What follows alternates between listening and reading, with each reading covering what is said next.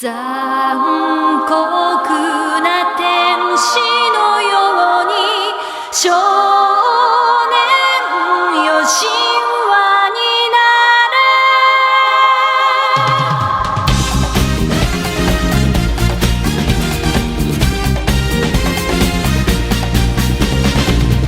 青い風が今胸のドアを叩いても私だけをただ見つめて微笑んでるあなたそっと触れるもの求めることに夢中で運命さえまだ知らない痛いけな瞳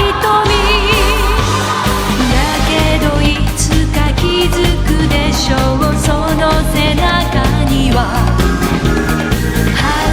未来目指すための羽があること残酷な天使の手で窓辺からやがて飛び立つほとばしる熱いパトスで思い出を裏切るならこの空を抱いて輝く少年よ神話になれThere is a stereotype on the internet about fans of the Sonic the Hedgehog video game series being autistic and being cringe. I never understood why. There are a lot of fandoms that attract similar people, but they are never used to scapegoat a group of people as weird. As a true and honest creator of the world-renowned comic Sonic would say, it seems like the internet's favorite game is to play Kick the Autism. It's strange why does Sonic the Hedgehog have this reputation of having the worst fan base? Why do kids on the autism spectrum love the Bluebird lure? And all of this and more will be revealed in this video.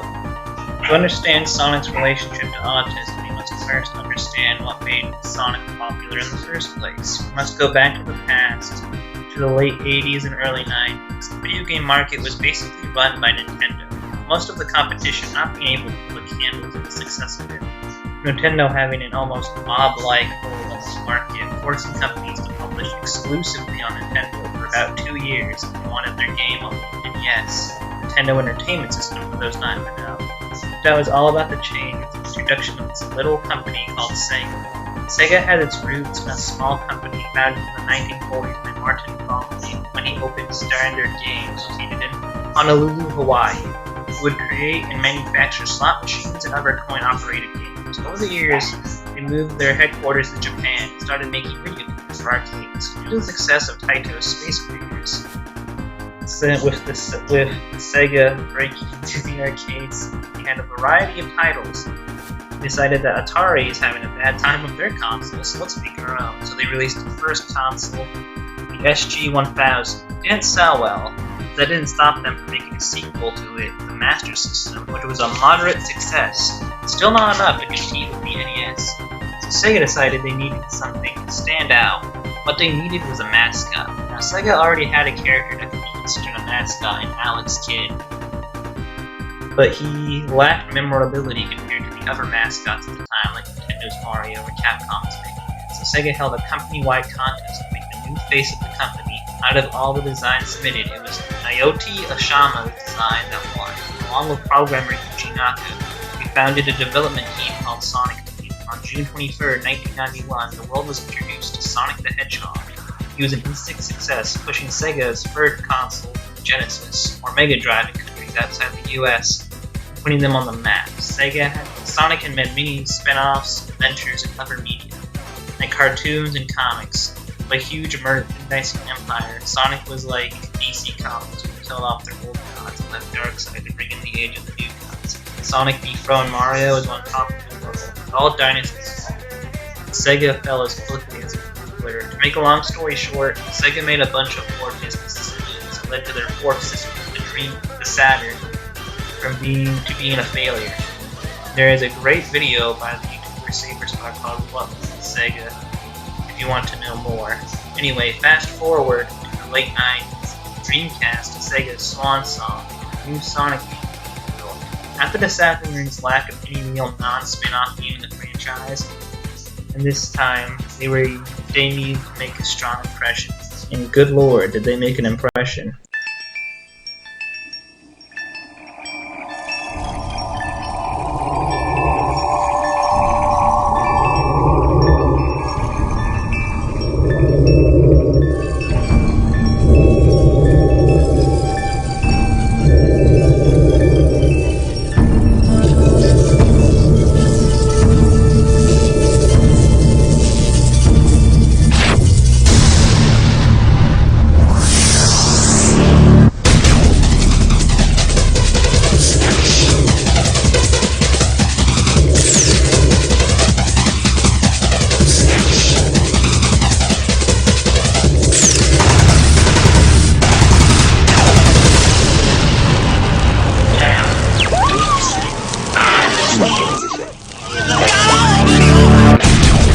In December 1998, Japan and worldwide on September of '99, Sonic Adventure burst onto the shelves, signaling a new era of Mr. Needlemouse, with a radical new art style by Yuji Urakane and a rocking soundtrack by Japanese hard rock band Crush 40, but darker story and a voice actors given voices to bring Sonic into the new millennium, and it did relatively well, but sadly, it wasn't enough to save Sega. The Dreamcast did not support DVDs, which is what a lot of people think killed it. Since the PlayStation supported DVDs, Sega didn't go out with a whimper though.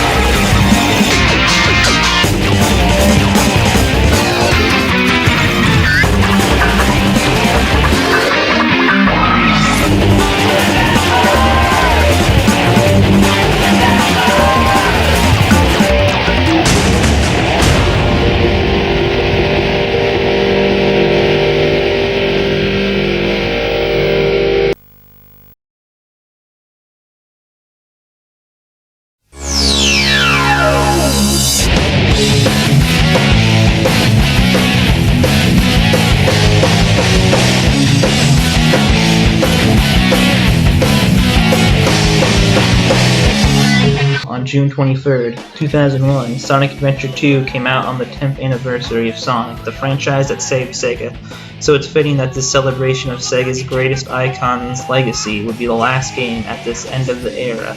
After the Dreamcast was discontinued, Sega went third party, and the first game they brought over was Sonic Adventure 2 on the Nintendo GameCube, which is kind of ironic if you think about it.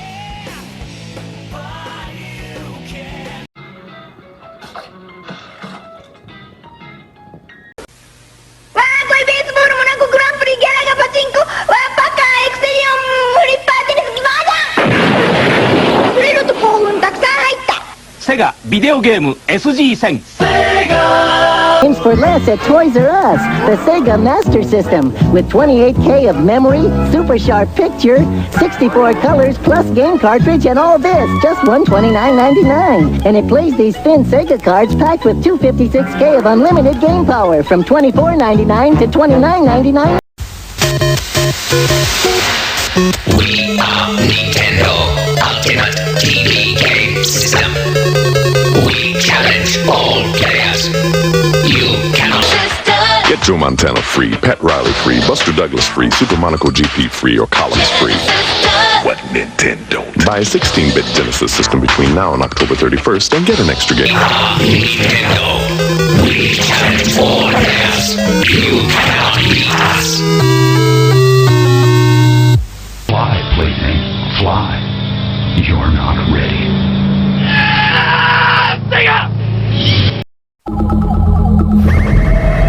This is the day you have trained for. The day you have studied for. Utilize your superior skills, your superior intelligence. Sit down, rodent! Sarah, baby? Oh, you were one fly. Don't make me hurt you. Learn to defeat your ruthless enemy, Steve Hackensack. Ryan, you're gonna get rude. Shut up, quadruped. Sega Dreamcast. It's thinking.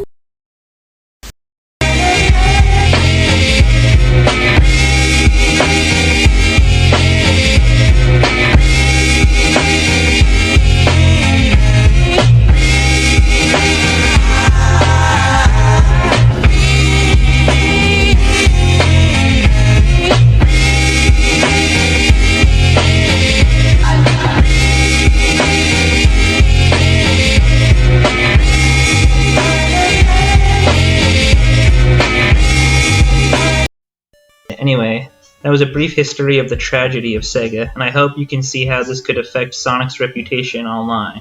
And yeah, for a long time on the internet, Sonic was a laughingstock, since his games were decreasing in quality, with critics slamming the games with bad scores. Sonic's fans were an easy target for people like Chris Chan and Sammy Classic Sonic Fan getting trolled and messed with constantly, since they both were on the spectrum and the, let's say, weird side of the fandom. See Peter Knager's video of what's up with the Sonic fandom for more on how the internet likes to generalize groups of people, and since most of the most well-known Sonic fans had autism, it's no wonder a lot of people started to think that all Sonic fans had it. As a Sonic fan myself, I remember people joking about Sonic very frequently as a kid. Anyway, if we know why Sonic and autism are linked online, we must also know why there are so many people on the spectrum that love Sonic. There are a lot of theories. Some are as simple as Sonic being blue, which is just a color that people on the spectrum are drawn to, or that Sonic is easy to draw, but that is the case for a ton of children's icons like SpongeBob and Mickey Mouse. Then there are more complex answers that have to do with a person's personality, like how Sonic and friends are very simple when it comes to personality. That makes it easy for people with a problem with social cues to better relate and understand to the cast, or the fact that a lot of autistic people like video games. The website autismde.com says that it's actually a really simple one, and eye-hand coordination, interaction with something that doesn't explicitly demand eye contact, and engaging the brain without engaging the body is all part of the world of video games. Most of us who have played Sonic or Mario or any other popular video game know that we completely lose track of time. We don't hear anything else happening around us, and we don't see anything else either. We are completely engaged by what is happening in the game. The only difference for kids and adults with autism is that's exactly how they would like the world to be. It's less threatening, less stimulating, and more rewarding for them to enter a game or the world than to live in the real one. Given some of their talents as autistic people, they're also very good at it. They also think the music and sound effects play a part. As they say, video games also incorporate a lot of music and unusual sounds, which some people with autism really enjoy. If they don't have a problem with auditory sensory overload, they absolutely love music and unusual sounds, and video games give them exactly what they love. If music and sounds weren't enough, the fixation with accomplishing a task or mission and receiving immediate gratification draws them right over the edge. Now, there is actually a protein called Sonic Hedgehog. Here's what Medline Plus describes it as. The SHH gene provides instructions for making a protein called Sonic Hedgehog. This protein functions as a chemical signal that is essential for embryonic development. Sonic Hedgehog plays a role in cell growth, cell specialization, and the normal shaping pattern of the body. The protein is important for the development of the brain and spinal cord, central nervous system, eyes, limbs, and many other parts of the body. Sonic Hedgehog is necessary for the development of the front of the brain, the forebrain. This signaling protein establishes the line that separates the right and left sides of the forebrain, the midline. Especially, Sonic Hedgehog establishes the midline for the underside, ventral surface of the forebrain. Sonic Hedgehog and other signaling proteins are needed to form the right and left hemispheres of the brain. Sonic Hedgehog also has an important role in the formation of the eyes. During early development, the cells that developed into the eyes from a single structure called the eye field. The structure is located in the center of the developing face. Sonic Hedgehog signaling caused the eye to be separate into two distinct eyes. Some experts say it might have a link with autism. Hedman Govern says that the etiology of autism spectrum disorders, ASD, is not well known, but oxidative stress has been suggested to play a pathological role. We report here that the serum levels of Sonic Hedgehog protein in brain-deprived neuronic factor might be linked to oxidative stress and ASD. By using the whole blood or polymolecular lactose, we demonstrate that autistic children produce a significantly higher level of oxygen-free radicals, or RFR. In addition, we find significantly higher levels of serum SHH protein in children with mild as well as severe forms of autism. We also find that the serum level of BDNF was significantly reduced in autistic children with a mild form of the disorder, but not with a severe form of the disorder. Our findings are the first to report a correlation between SHH and BDNF and OFR in autistic children, suggesting a pathological role of oxidative stress in SHH in autism spectrum disorders. Now, all of these are good reasons for why Sonic connects with autistic people, but speaking as someone with Asperger's, a part of the autism spectrum, I think what draws me to Sonic is the aesthetic. Now, I can't speak for everyone on the spectrum, but for me, the thing that got me into Sonic was the look and feel of Sonic. It was nothing like anything I've ever seen before. He took the gameplay of Mario and spun it on its head with its fast-paced gameplay, memorable characters, rocking music, and an art style that was cool looking to kids but easy for them to draw. I would recommend Mother's Basement's video about Sonic's genius design for more on how Sonic's design was made. Anyway, I guess you could say that all of these reasons I mentioned above are why Sonic resonates with autistic people. One day we will know the real answer, but what is important is that everyone should be allowed to like whatever they want without being made fun of, since people like to belittle others for liking one and having the other, but that is not a good thing to do. Not only does it not help anyone, it hurts people. And we should help and not hurt. Anyway, I hope you liked this video, and please remember to like, subscribe, and all that crap. Anyway, I'm gonna end this right now.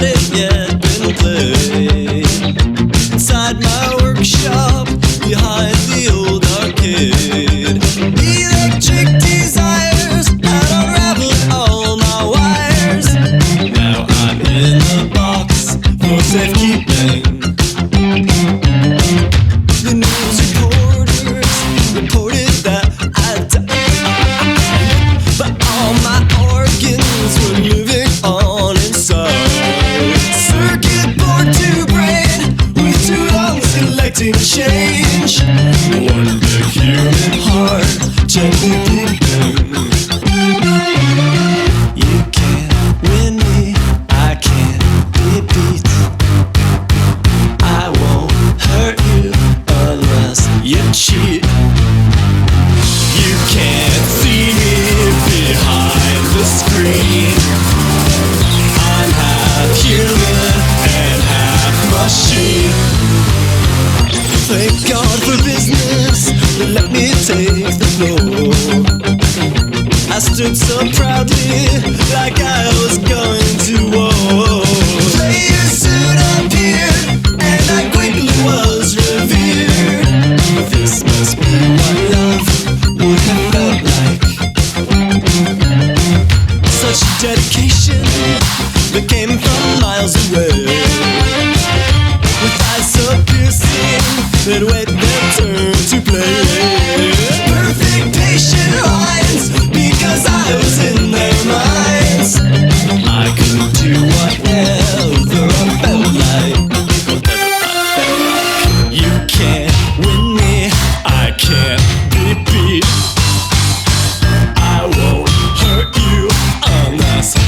sheet. You can't see me behind the screen. I'm half human and half machine. I'm happy for years and years and only eating the occasional maintenance man, only driving a few kids to madness. Maybe they were predisposed to madness, who knows? I only want to have fun, but now they're telling me my days here are done. There's a tiny little box that they make in Japan, and pretty soon it's gonna fit in your hand. It's getting lonely, it's getting hard to breathe. The arcade's empty, I think it's Christmas Eve. Someone's broken in, now they're painting on my skin, breaking me and taking my quarters, bashing in my face with a crowbar, kicking me and pushing me over. Now they see my blood on their sneakers. You can't win me, I can't be beat. I won't hurt you unless you cheat. You can't see me behind the screen. I'm half human and half machine.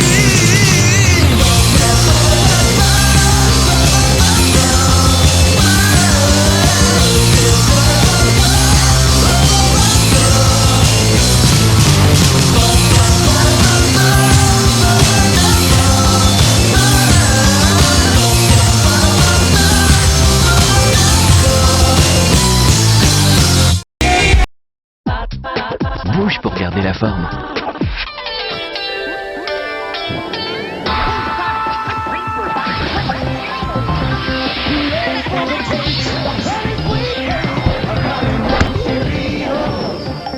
It's the honey nutty part of this complete breakfast. Yes, son. How can I be as good as you? Now, Honey Nut Cheerios offers you free Sega game tips right on the box, plus a chance to instantly win a Sega Genesis Puka with a new et Dr. Sonic Robotnik sont les or héros de la Joe rentrée dans ton Happy Meal. Chances of winning 1 in 10,000. Check mark boxes.